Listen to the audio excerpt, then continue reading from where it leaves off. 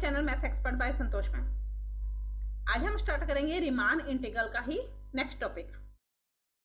Last video में हम Riemann integral की कुछ डेफिनेशन और थ्योरम्स कर चुके हैं। लास्ट वीडियो में हमने पार्टीशन के बारे में पढ़ा था। पार्टीशन क्या होता है?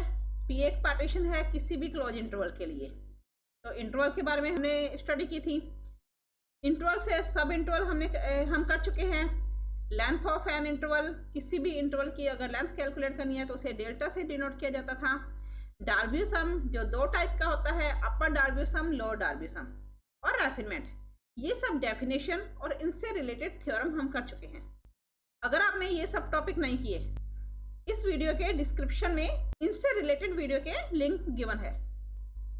आज का टॉपिक है हमारा Riemann integration.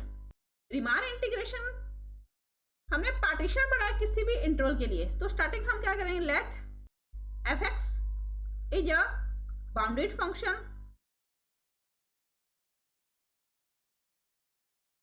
Of close interval a comma B.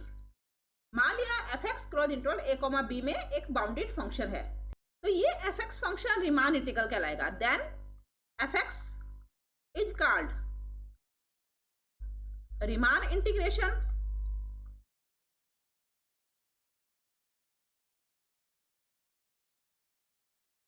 In short इसे आर आई इस तरह से भी लिखा जाता है। Then f x is called Riemann integration in close interval a comma B with partition P.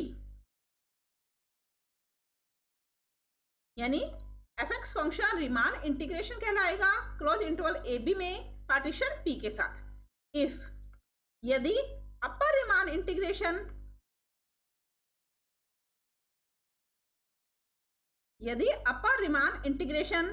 Is equal to lower Riemann integration.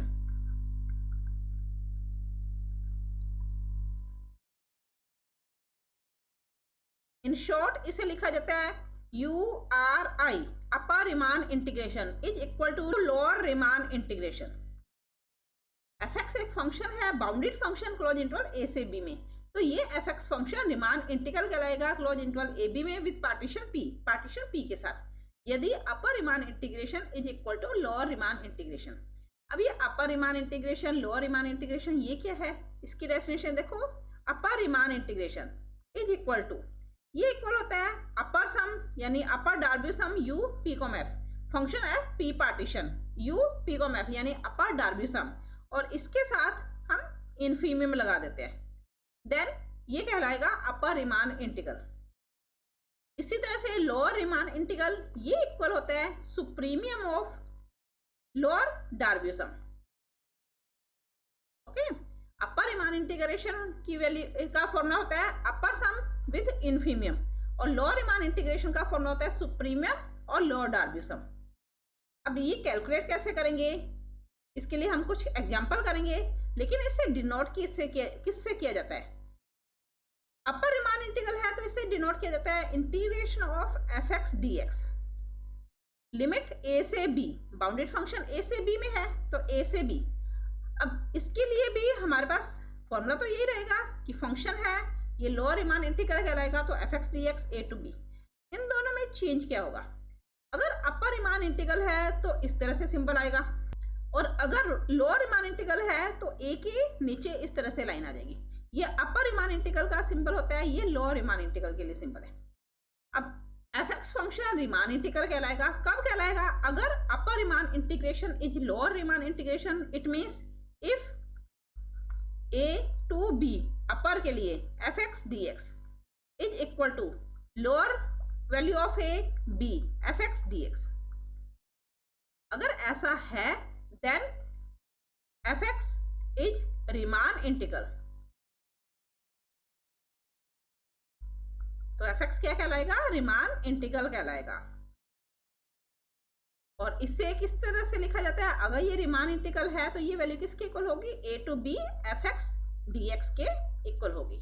Okay, अगर f x Riemann integral है तो upper Riemann integral lower Riemann integral के equal कहलाएगा, और function क्या कहलाएगा? Riemann integral then a to b f x d x. जैसे upper Darboux sum lower Darboux sum का कंपैरिजन करें तो lower Darboux sum is less than upper Darboux sum. वैसे ही lower Riemann integral is less than equal होता है अपर Riemann integral से।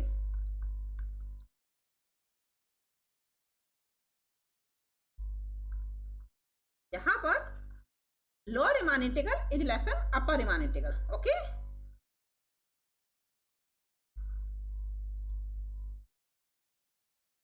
इसी से रिलेटेड हम कुछ थ्योरम करते हैं। तो देखो फर्स्ट थ्योरम क्या है हमारे पास, थ्योरम है हमारे पास if f is a bounded function defined on a b. अगर f एक बाउंडेड फंक्शन है इंटरवल a से b में, क्लोज इंटरवल a से b में, then for every epsilon greater than 0, तब कोई भी एक positive number epsilon greater than 0 there exist delta greater than 0, जहां पर डेल्टा एक पॉजिटिव नंबर है, एप्सिलॉन एक पॉजिटिव नंबर है। इस प्रकार से है कि such that P is a partition on close interval a, b। P एक पार्टीशन है क्लोज इंटरवल a से b में। देन हमें प्रूव करना है upper Darboux sum is less than upper Riemann integration plus epsilon and lower Darboux sum is greater than lower Riemann integration minus epsilon. Okay, given क्या है हमें f एक bounded function है close interval a से b में, दो positive number है epsilon और डेल्टा। P एक पार्टीशन है क्लोज इंटरवल a से b में। देन अपर डार्बी सम और लोअर डार्बी सम की वैल्यू कैलकुलेट करनी है रीमान इंटीग्रेशन की फॉर्म में। ओके, तो सबसे पहले हम क्या स्टार्ट करेंगे, मान लेंगे P1 और P2 P के दो पार्टीशन है। तो सबसे पहले हमने क्या किया, माना P1 और P2 P के दो पार्टीशन है। तो P1 P2 belongs to P close interval a, b। It means P1 P2 P के दो पार्टीशन होंगे क्लोज इंटरवल a से b में। इस प्रकार से है कि such that upper Darboux sum P1 के लिए is less than upper Riemann integral of upper Riemann integral plus epsilon. ये हमने अपनी तरफ से वैल्यू ले ली। And lower Darboux sum P2 के लिए is greater than lower Riemann integral minus epsilon. हमें जो प्रूव करना है उस प्रूफ में पार्टीशन P है, हमने जो मानी है वैल्यू वो P1 और P2 पार्टीशन के लिए ली है। ओके, अब हम एक और कंडीशन लेते हैं। मान लिया P is a refinement of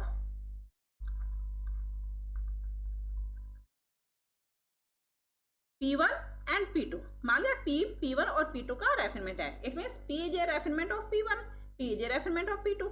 अगर P रेफिनेमेंट है तो P1 कंटेन P की कंडीशन होगी और P2 कंटेन P की कंडीशन होगी, होगा ना ऐसा।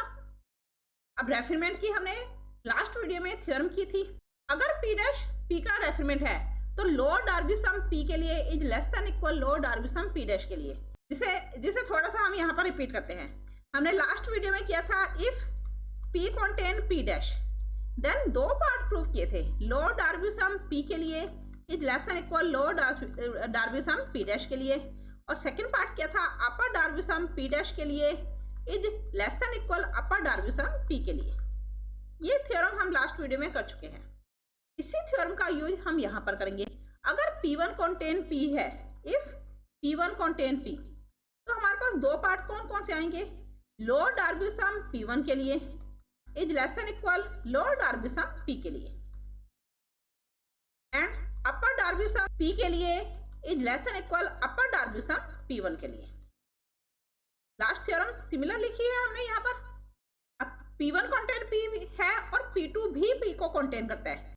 हमने अभी लिखा था जो इक्वेशन नंबर 1, 2, तो इसे हम क्या ले लेते हैं, equation number 3 and equation number 4।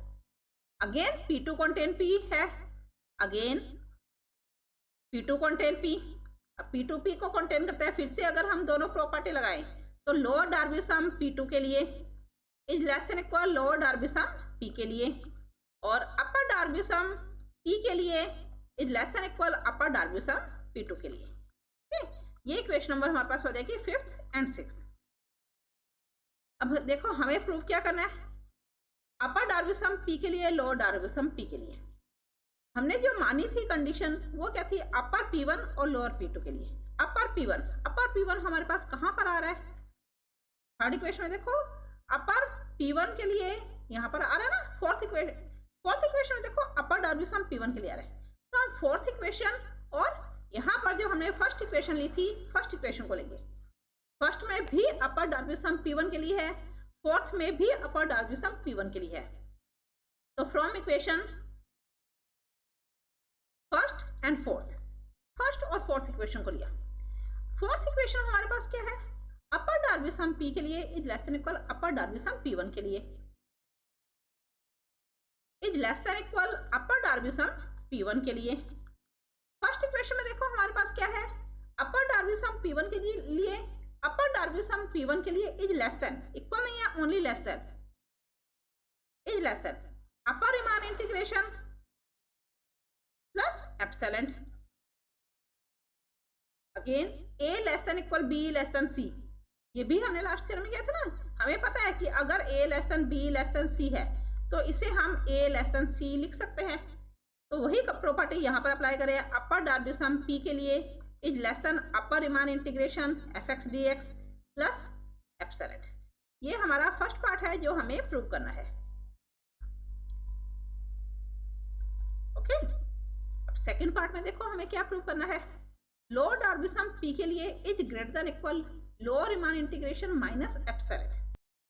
Second equation में क्या है हमारे पास, लोअर डार्बी सम P2 के लिए, लोअर डार्बी सम P2 के लिए, यहाँ पर फिफ्थ इक्वेशन में देखो लोअर डार्बी सम P2 के लिए है, तो हम क्या करेंगे, फिफ्थ इक्वेशन और सेकंड इक्वेशन को यूज करेंगे। हमें प्रूव करना है लोअर डार्बी सम P के लिए जो फिफ्थ इक्वेशन में है, फिफ्थ में भी है और थर्ड में भी है, लेकिन जो सेकंड इक्वेशन है उसमें लोअर डार्बी सम P2 के लिए है, तो हम फिफ्थ और सेकंड इक्वेशन का यूज करेंगे। तो from equation fifth and second, अब फिफ्थ इक्वेशन में हमारे पास क्या है, लोअर डार्बी सम P2 के लिए is less than equal lower Darboux sum P के लिए, जिसे हम इस तरह से भी लिख सकते हैं, लोअर डार्बी सम P के लिए is greater than equal lower Darboux sum P2 के लिए। ओके, अब देखो सेकंड इक्वेशन क्या है हमारे पास, सेकंड इक्वेशन में हमारे पास है लोअर डार्बी सम P2 के लिए is greater then, not equal, is greater than lower Riemann integration minus epsilon. तो यहाँ पर हम क्या लिख सकते हैं, is greater than lower Riemann integration minus epsilon. Okay, A is greater than equal B is greater then C, तो इसे हम क्या लिख सकते हैं, लोअर डार्बी सम P के लिए is greater than lower Riemann integration minus epsilon. ये हमारा सेकंड पार्ट है जो हमें प्रूव करना था। आगे समझ में। नेक्स्ट थ्योरम है, let f be a bounded function defined on close interval a b। f एक बाउंडेड फंक्शन है क्लोज इंटरवल a से b में, then f belongs to r a b। अब इस तरह से लिखने का मीन्स क्या है, ये लिखा हुआ है इस तरह से f r a b, इसका मीन्स है f क्लोज इंटरवल a से b में रीमान इंटीग्रल होगा। If and only if given epsilon greater than 0, अगर कोई भी एक पॉजिटिव एप्सिलॉन नंबर इस प्रकार से है, there exist a partition P, और P कोई पार्टीशन है क्लोज इंटरवल A से B में, such that upper Darboux sum minus lower Darboux sum is less than epsilon. Okay, f एक बाउंडेड फंक्शन है क्लोज इंटरवल A से B में, तो f रीमान इंटीग्रेशन होना चाहिए अगर upper Darboux sum minus lower Darboux sum less than epsilon है। ये हमें प्रूव करना है। साथ में ये लिखा हुआ है, और state and prove necessary and sufficient condition for Riemann integral.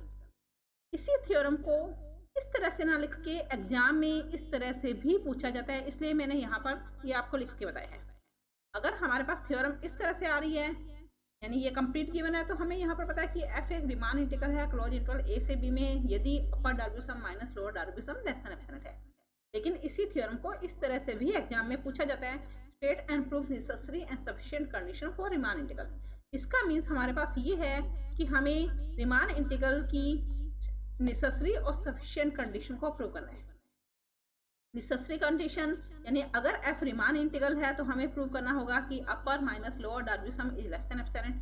Sufficient condition में हम करेंगे कि अगर upper Darboux sum minus lower Darboux sum is less than epsilon है तो f एक रीमान इंटीग्रल होना चाहिए। इफ एंड ओनली इफ लिखा हुआ ना, तो इफ एंड ओनली इफ का मीन्स क्या होता है, दोनों साइड की कंडीशन प्रूव करना।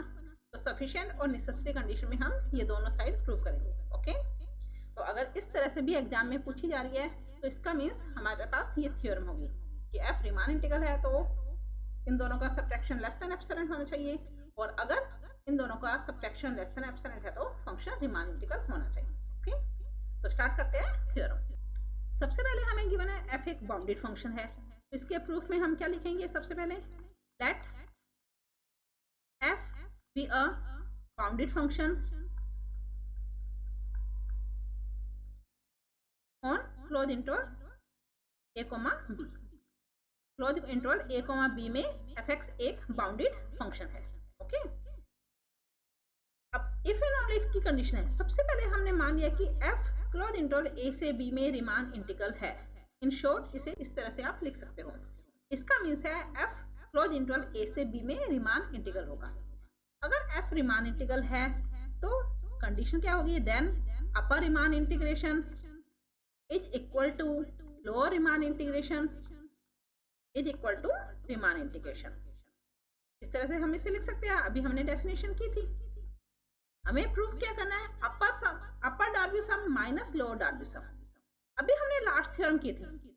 लास्ट थ्योरम में हमने प्रूफ क्या किया था कि अगर अपर डार्बी सम है विद एप्सिलॉन, अगर एप्सिलॉन कोई पॉजिटिव नंबर इस प्रकार से है तो upper Darboux sum is less than upper Riemann integration plus epsilon होगा, और लोअर के लिए ये कंडीशन ग्रेटर देन में होगी। Lower Darboux sum is greater than lower Riemann integration minus epsilon. ये थ्योरम हमने की थी। इसी थ्योरम का यूज हम यहाँ पर करेंगे। We know that if epsilon एक पॉजिटिव नंबर इस प्रकार से है कि such that upper Darboux sum is less than upper Riemann integration plus epsilon. Epsilon कोई एक पॉजिटिव नंबर है तो हम एप्सिलॉन की जगह एप्सिलॉन बाय 2 भी कर सकते हैं। अगर ये पॉजिटिव नंबर है तो एप्सिलॉन बाय 2 भी पॉजिटिव नंबर होगा ना। तो इक्वेशन नंबर, इसे फर्स्ट इक्वेशन, सेकंड इक्वेशन। और लोअर डार्बी सम के लिए ये फॉर्मूला क्या था? Is greater than lower Riemann integration और माइनस एप्सिलॉन। एप्सिलॉन की जगह हमने एप्सिलॉन बाय 2 कर लिया। हमें प्रूव क्या करना है? Upper Darboux sum minus lower Darboux सम।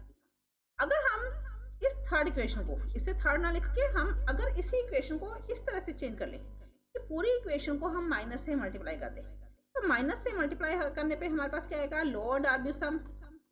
अगर हम किसी भी ग्रेटर की इक्वेशन को माइनस से मल्टीप्लाई करते हैं तो वो लेस में कन्वर्ट हो जाती है, और लेस की इक्वेशन है माइनस से मल्टीप्लाई किया तो वो ग्रेटर में कन्वर्ट हो जाती है। तो यहाँ पर क्या देगा? लेस है तो ये ग्रेटर, और यहाँ पर ग्रेटर है तो ये लेस आ जाएगा। Minus lower Riemann integral fx dx, और माइनस है तो ये प्लस हो गया, माइनस से मल्टीप्लाई करने पे प्लस एप्सिलॉन बाय 2।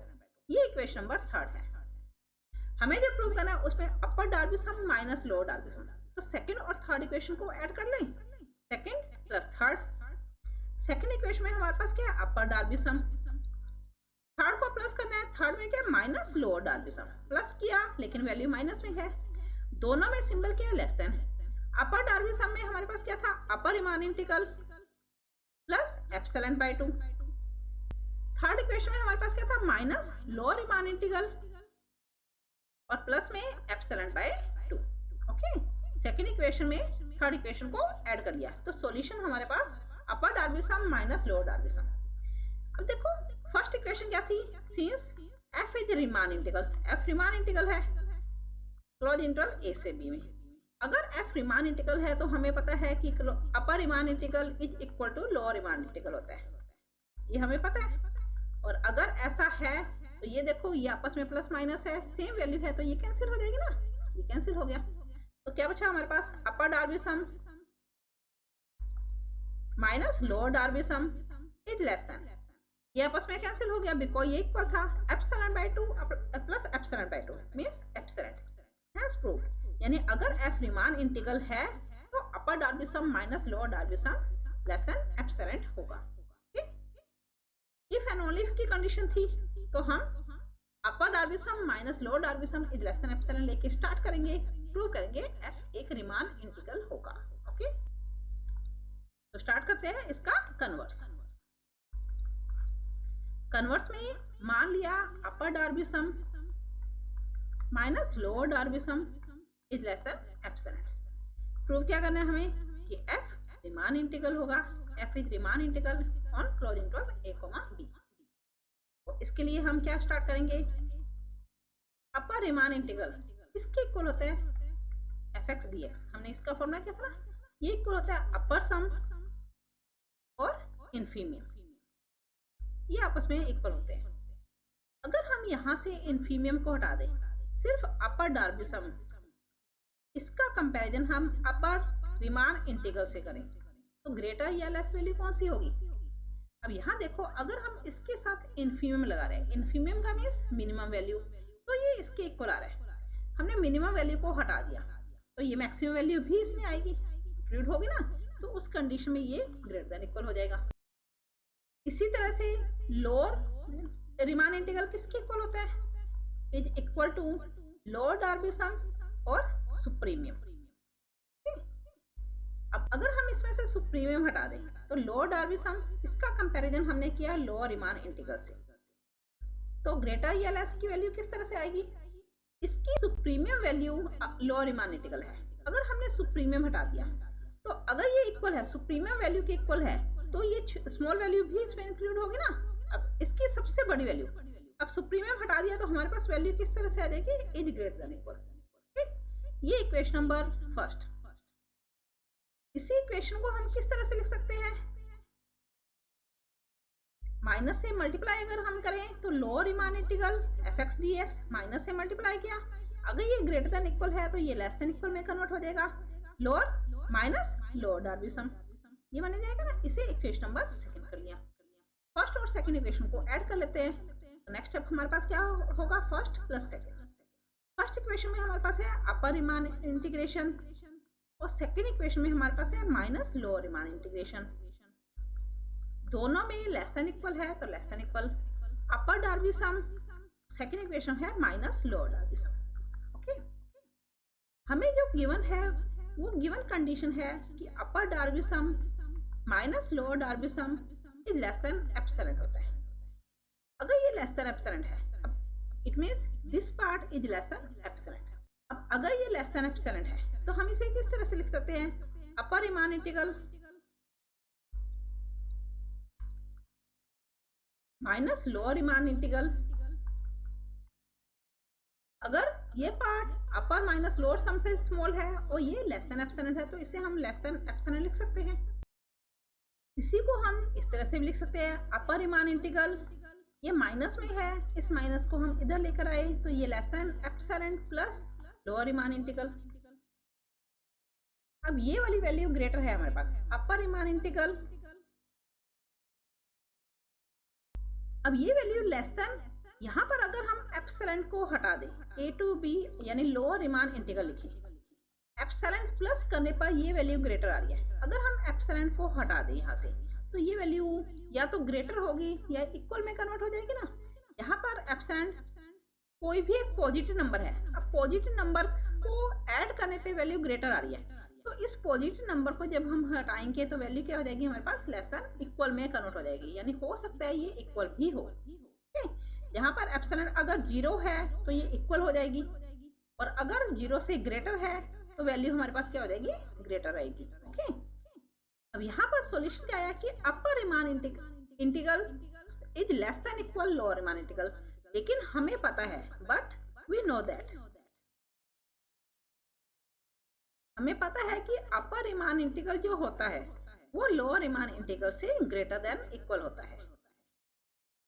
ये हमने रीमान इंटीग्रल की डेफिनेशन में किया था।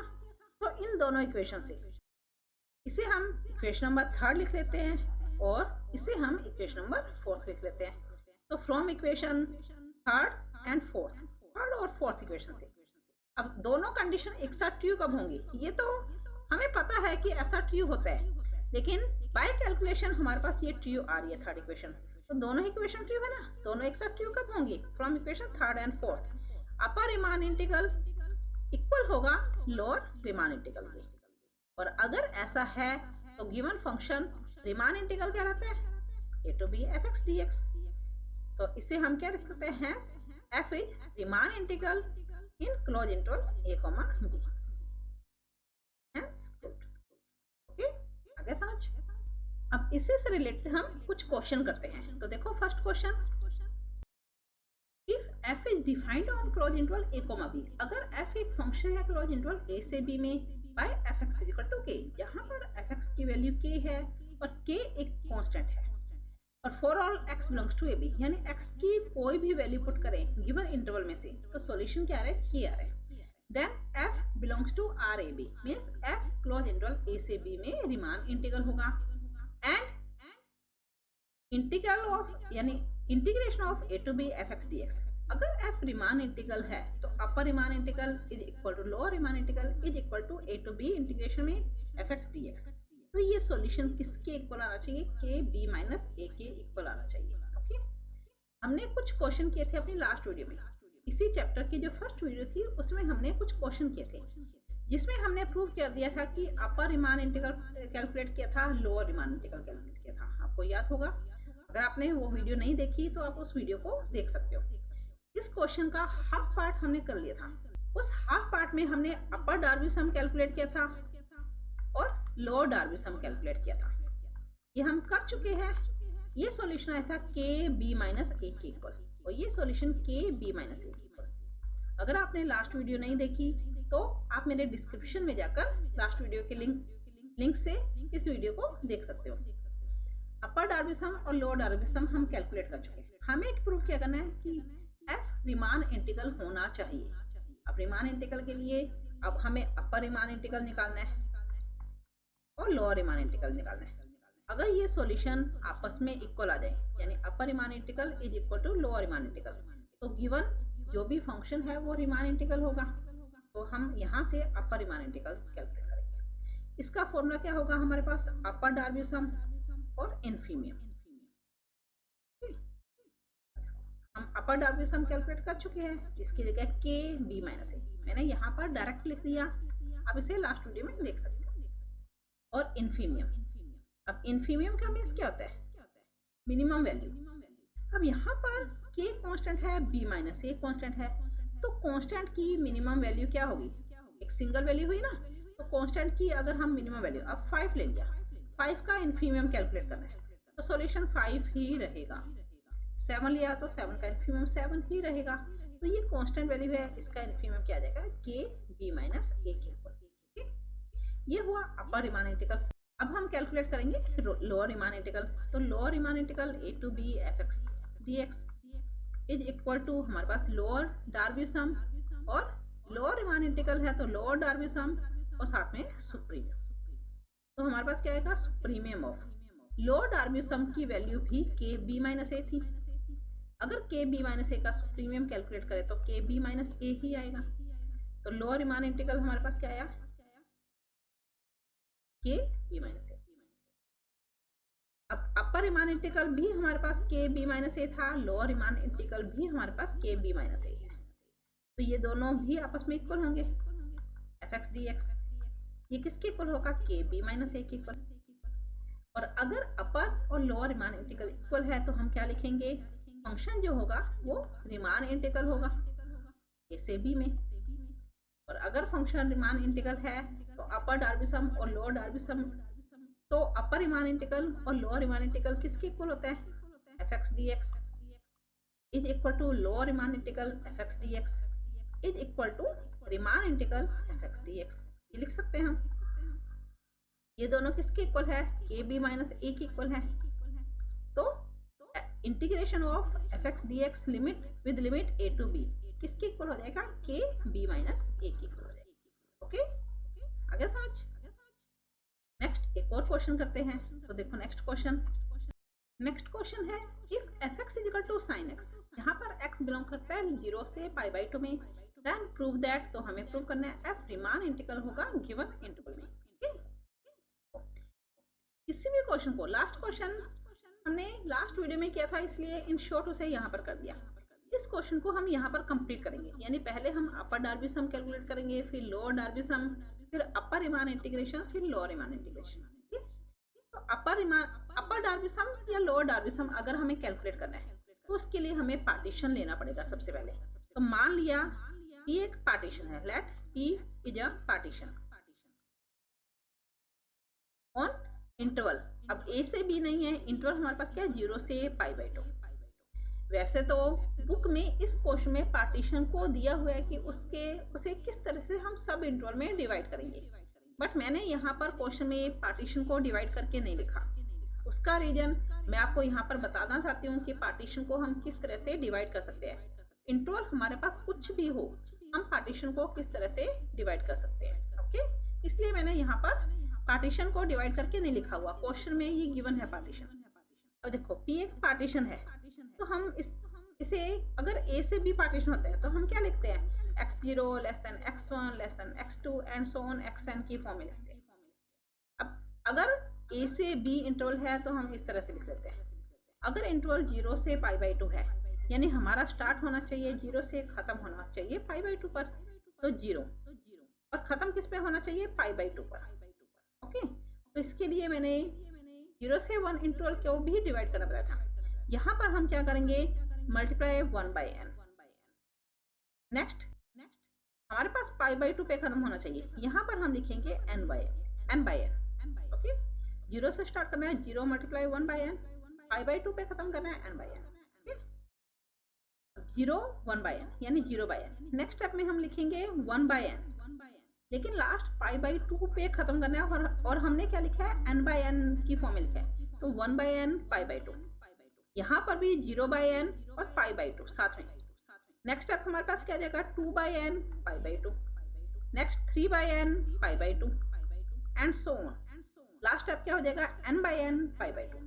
लेकिन अगर हमें अपर डार्बी सम या लोअर डार्बी सम निकालना है तो हमें rth इंटरवल भी कैलकुलेट करना है, तो क्या देगा, r-1/n π/2, r/n π/2 and so on. इस तरह से हम पार्टीशन को डिवाइड कर लेंगे। ओके, कोई भी इंटरवल आ जाए उस इंटरवल को हमें इस तरह से ही डिवाइड करना है।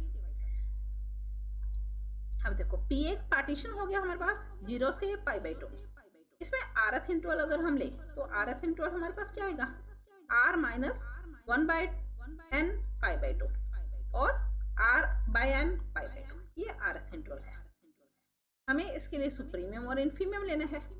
fx फंक्शन है हमारे पास sin x, तो अगर हम f r-1/n π/2 की वैल्यू कैलकुलेट करें इस इंटरवल के लिए, तो हमारे पास sin x की जगह क्या देगा, r-1 π/2n। इसी तरह से अगर हम r π/2n की वैल्यू कैलकुलेट करें तो ये सॉल्यूशन आएगा sin r π/2n की, होगा ना ऐसा। अब देखो इस इंटरवल में ग्रेटर और लेस वैल्यू कौन सी है, ये वैल्यू हमारे पास ग्रेटर होगी, ये वैल्यू लेस होगी। कोई भी पार्टीशन होता है वो किस तरह से होता है, is greater then and so on. तो ये स्मॉल होगी वैल्यू, ये ग्रेटर होगी, तो उसी के अकॉर्डिंग हम इस वैल्यू को यानी इस सॉल्यूशन को स्मॉल मान लेते हैं, इस सॉल्यूशन को ग्रेटर मान लेते हैं, तो हमारे पास सुप्रीमियम और इन्फीमियम की वैल्यू आ जाएगी। तो मान लिया, माना capital MR and small MR are the supremum and infimum. ये सुप्रीमियम और इन्फीमियम है ऑफ f फंक्शन के। इस इंटरवल में इंटरवल rth, अब rth इंटरवल xr-1 xr की जगह हम क्या लिखेंगे, r-1 π/2n और r π/2n। इस इंटरवल के लिए सुप्रीमियम और इन्फीमियम लिया, तो कैपिटल MR की वैल्यू हमारे पास क्या आ जाएगी, साइन फंक्शन साइन की फॉर्म में था ना, r π/2n, और स्मॉल MR की वैल्यू हमारे पास क्या आ जाएगी, यानी कि इन्फीमियम की वैल्यू क्या होगी, साइन r-1 π/2n। अगर हम डेल्टा r निकालें, यानी rth इंटरवल की लेंथ भी चाहिए हमें अपर डार्बी सम और लोअर डार्बी सम के लिए, तो डेल्टा r यानी rth इंटरवल की लेंथ, ये rth इंटरवल है, तो लेंथ क्या आ जाएगी हमारे पास, r π/2n माइनस में r-1 π/2n। देखो ये सॉल्यूशन क्या है, r π/2n, अगर हम ब्रैकेट ओपन करें तो माइनस r π/2n और माइनस माइनस प्लस π/2n, ये कैंसिल हो जाएगा हमारे पास, तो length of rth interval π/2n। Capital MR हमारे पास आ गया, स्मॉल MR आ गया, और rth इंटरवल की लेंथ हमें पता चल गई, तो हम अपर डार्बी सम कैलकुलेट कर सकते हैं, लोअर डार्बी सम कैलकुलेट कर सकते हैं। तो सबसे पहले हम कैलकुलेट करेंगे अपर डार्बी सम। अपर डार्बी सम का फॉर्मूला क्या होता है, summation of r is equal to 1 to n capital MR delta r के इक्वल होता है। कैपिटल MR की वैल्यू हमारे पास क्या है, sine r π/2n, delta r की वैल्यू हमारे पास क्या है, π/2n। समेशन r के लिए है, तो r के अलावा जो भी वैल्यू है उसे हम समेशन से बाहर लिख सकते हैं। Summation of sine r pi by 2n, जहां पर r की वैल्यू 1 to n है। r की वैल्यू पुट कर लेते हैं पाई बाई 2n। ये किसके इक्वल आएगा, साइन r की वैल्यू 1 रखी, प्लस में साइन r की वैल्यू 2 पुट की पाई बाई 2n। इसे हम कैंसिल नहीं करेंगे, sine 3 pi by 2n and so on, sine n pi by 2n। Okay, अब यहाँ पर हमारे पास sine pi by 2n, sine 2 pi by 2n इस तरह से वैल्यू आ रही है। आप लोगों ने एक फॉर्मूला पढ़ा होगा, sign alpha plus sign alpha plus beta plus sign alpha plus 2 beta plus and so on, nth step तक। ठीक है, तो ये इक्वल किसके होता है, पढ़ा हुआ है ये फॉर्मूला। ये इक्वल होता है sine alpha plus n minus 1 beta upon 2, sine n beta upon 2 और डिवाइड में साइन बीटा अपॉन 2। ओके, ये किसके इक्वल होता है, sine alpha plus n minus 1 beta by 2 sine n beta by 2। अगर ये n स्टेप है तो n के अकॉर्डिंग, डिवाइड में साइन बीटा बाई 2। अब बीटा हमारे पास क्या है, sine alpha, alpha plus beta, alpha plus 2 beta, यानी ये सेम रहेगा, यहाँ से स्टार्ट हो रहा है प्लस में। अब देखो इस सॉल्यूशन, हमारे पास जो सॉल्यूशन आया था उसे हम किस तरह से कन्वर्ट कर सकते हैं, पाई by 2n sine pi by 2n, starting कहाँ से हो रही है, पाई बाई 2n से, तो ये इसे हम अल्फा मान रहे हैं। प्लस में हमारे पास क्या होता है, अल्फा प्लस बीटा, तो इसे हम लिख रहे हैं पाई by 2n plus pi by 2n, 2 pi by 2n हो जाएगा। प्लस में क्या होता है, साइन अल्फा प्लस 2 बीटा, तो साइन अल्फा यानी पाई by 2n plus 2 beta, beta हमारे पास पाई बाई 2n है, 2 बीटा 2 पाई बाई 2n, तो 3 पाई बाई 2n बन जाएगा ना, एंड सो ऑन। कितना स्टेप है हमारे पास, n स्टेप है, स्टेप तक। तो इस यहाँ पर हम इस फॉर्मूले को अप्लाई करेंगे, अल्फा की जगह भी पाई बाई 2n है, बीटा की जगह भी पाई बाई 2n है, तो हमारे पास क्या सॉल्यूशन आ जाएगा। इसे नोट कर लेना अगर आपने इसे नहीं पढ़ा हुआ। तो देखो सॉल्यूशन क्या आ जाएगा हमारे पास, upper Darboux sum is equal to, summation से बाहर हमारे पास पाई बाई 2n है, यानी साइन का फॉर्मूला अप्लाई करने से पहले पाई बाई 2n। अब फॉर्मूला क्या है हमारे पास, साइन अल्फा, अल्फा की जगह पाई बाई 2n प्लस में n माइनस 1, n की जगह n ही है हमारे पास, अपॉन 2 बीटा की जगह पाई बाई 2n और मल्टीपल में sine n by 2 beta, beta की जगह पाई बाई 2n। डिवाइड में इसके हमारे पास है साइन बीटा अपॉन 2, बीटा की जगह पाई बाई 2n अपॉन 2 अपॉन 2। इस फॉर्मूले को हमने इस तरह से अप्लाई कर लिया। तो upper Darboux sum is equal to pi by 2n, sine में वैल्यू क्या आ रही है हमारे पास, पाई बाई 2n, यहाँ पर ब्रैकेट ओपन किया तो n pi by 4n plus में n पाई बाई 4n और माइनस में पाई बाई 4n। इसी तरह से मल्टीपल में साइन, यहाँ पर देखो n से n cancel, pi by 4। Divide में हमारे पास आ रहा है sine pi by 4n, sine pi by 4 1 by root 2 के इक्वल होता है, इसे हम बाहर निकाल लेते हैं। तो सॉल्यूशन क्या है हमारे पास, upper Darboux sum is equal to pi by 2n sine pi by 4 1 by root 2। Next sine pi by 2n minus pi by 4n। अगर हम यहाँ पर 4n एलसीएम ले तो 2 पाई माइनस पाई यानी पाई बाई 4n रह जाएगा हमारे पास, साइन पाई बाई 4n और प्लस में वैल्यू क्या है हमारे पास, n पाई बाई, यहाँ पर देखो n से n कैंसिल हो गया ना, pi by 4 plus pi by 4 और डिवाइड में हमारे पास है sine pi by 4n। Okay, is equal to pi upon 2 root 2n। यहाँ देखो साइन a प्लस b का फॉर्मूला बन रहा है, साइन a कोस b यानी sine pi by 4n cos pi by 4 plus में कोस a साइन b यानी कोस pi by 4n और साइन पाई बाई 4 डिवाइड में sign pi by 4n। Okay, sign pi by 4 cos pi by 4 दोनों की value किसके equal होती है, 1 by root 2 के इक्वल होती है। दोनों की वैल्यू किसके इक्वल होती है, 1 बाई रूट 2 के इक्वल। तो cos pi by 4 sine pi by 4 1 by root 2 common आ जाएगा, पाई अपॉन 1/√2 फिर से कॉमन लेंगे तो ये 2 रह जाएगा, यानी π/4n रह जाएगा। क्या बचा हमारे पास? Sine π/4n plus cos π/4n divide में साइन π/4n, जिसे हम क्या लिख सकते हैं? π/4n।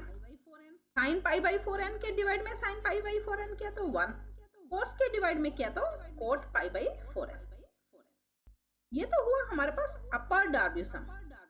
हमें क्या निकालना है कि फंक्शन रीमान इंटीग्रल है, यानी हमें अपर रीमान इंटीग्रल भी कैलकुलेट करना है। अगर अपर डार्बी सम है तो हम अपर रीमान इंटीग्रल का फॉर्मूला लगाएंगे। अपर रीमान इंटीग्रल किसके इक्वल होता है? अपर डार्बी सम और इन्फीमियम। ये फॉर्मूला हुआ।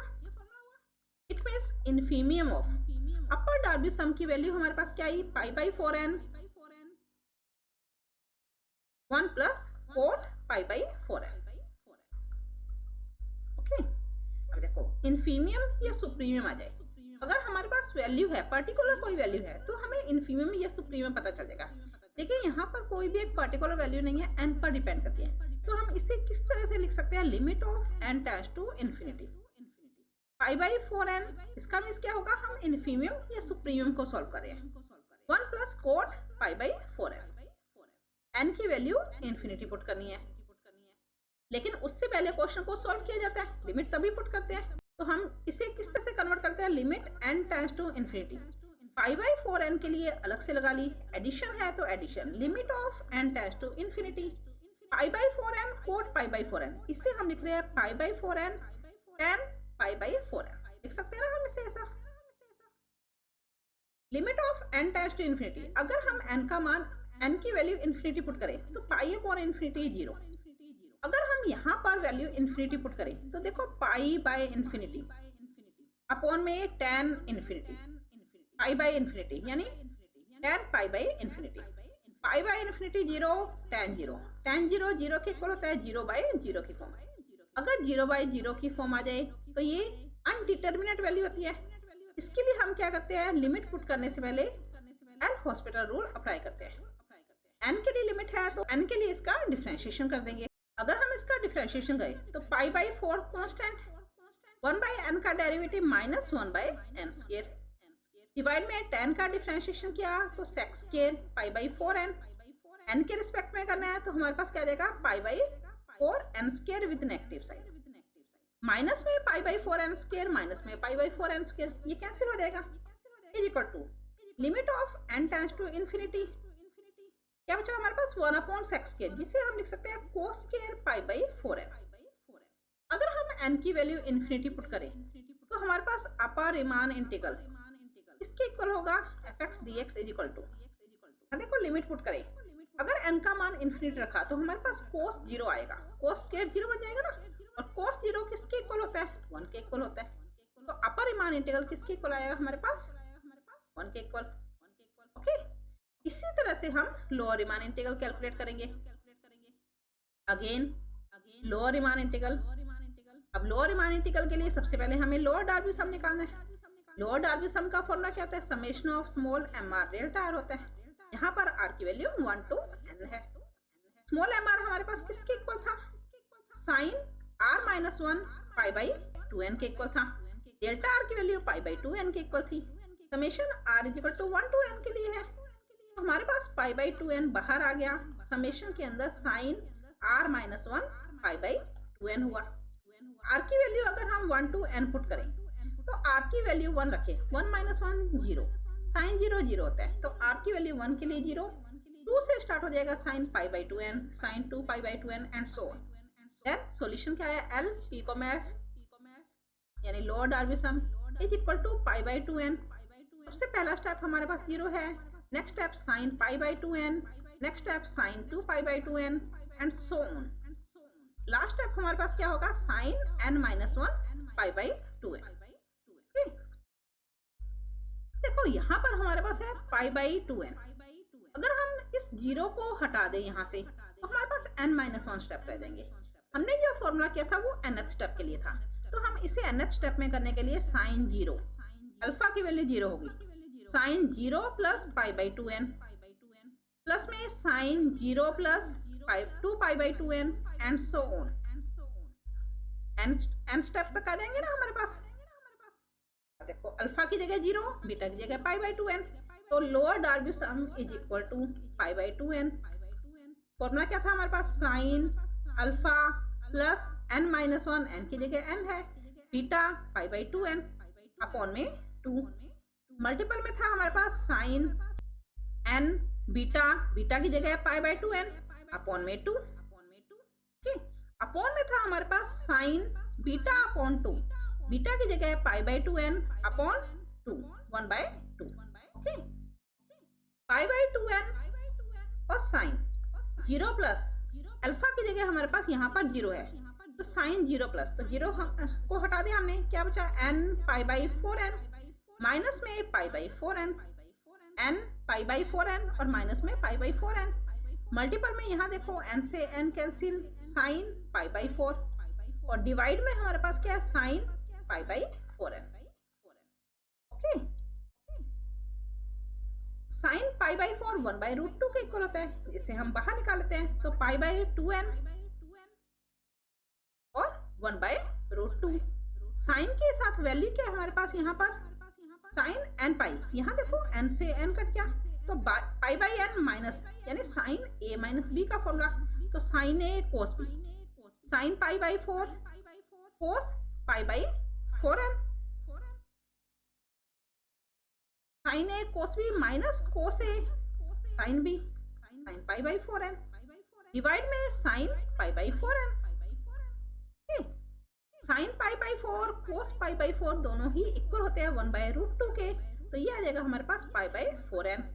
यहाँ पर क्या रह जाएगा हमारे पास, cos π/4n minus sine π/4n divide में sine π/4n is equal to π/4n, cos by sine cot π/4n minus में साइन π/4n डिवाइड में साइन π/4n 1। ये हमारे पास हो गया लोअर डार्बी सम। अगर हम लोअर रीमान इंटीग्रल निकालें तो lower Riemann integral a to b f(x) dx is equal to lower Darboux sum और सुप्रीमियम। सुप्रीमियम कैलकुलेट करने के लिए हम इसे लिख सकते हैं limit of n tends to infinity, lower Darboux sum π/4n cot π/4n minus 1। Limit को अलग अलग कर लेते हैं, तो lower Riemann integral is equal to limit of n tends to infinity π/4n और कोट को कन्वर्ट कर लिया tan π/4n में, माइनस में अगर हम π/4n के साथ लिमिट लगाएं तो limit n tends to infinity π/4n। ये पार्ट हमने अभी प्रूव किया था, ये 0.0 की फॉर्म में होता है जो कि अनडिटर्मिनेट वैल्यू है, और अगर हम इसे एल हॉस्पिटल रूल से सॉल्व करें तो ये वैल्यू 1 के इक्वल आती है।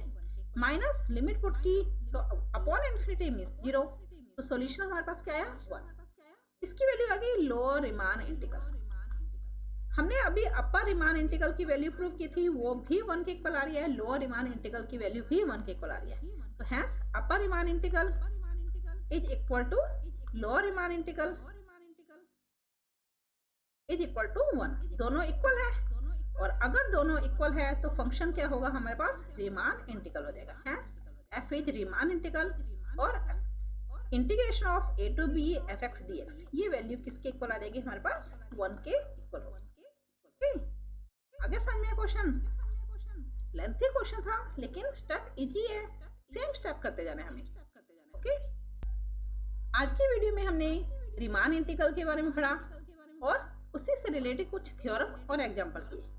अगर आपको आज के टॉपिक में कोई भी डाउट हो तो आप मुझे कमेंट कर सकते हो और वीडियो को रिवाइंड करके चेक कर सकते हो। अगर आपको आज का टॉपिक अच्छा लगा तो आप इसे लाइक करें, शेयर करें, सब्सक्राइब करें और बेल आइकन पर क्लिक करें ताकि मेरा नोटिफिकेशन आप तक पहुंच सके। धन्यवाद, मिलते हैं नेक्स्ट वीडियो में।